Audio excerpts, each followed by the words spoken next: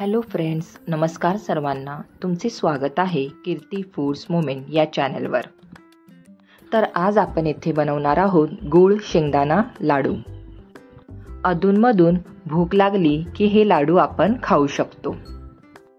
चला तर मग रेसिपीला सुरुवात करूयात.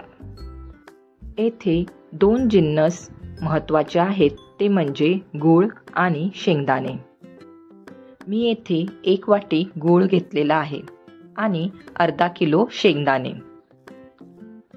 शेंगदाणे तव्यामध्ये चांगले भाजून घ्यायचे आहेत आणि नंतर शेंगदाणे थंड झाल्यावर त्यांच्या साली काढून घ्यायच्या आहेत. अशा प्रकारे गूळ आणि शेंगदाणे एकत्र करून ते मिक्सरमध्ये वाटून घ्यायचे आहेत.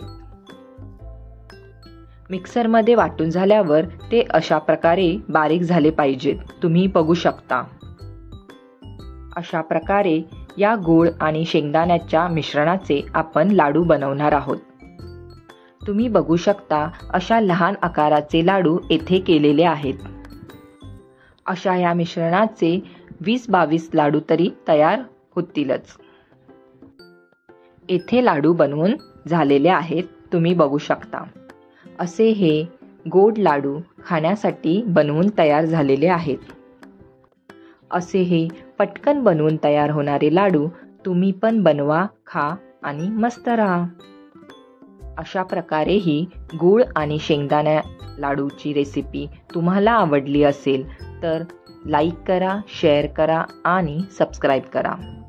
व्हिडिओ बघितल्याबद्दल धन्यवाद.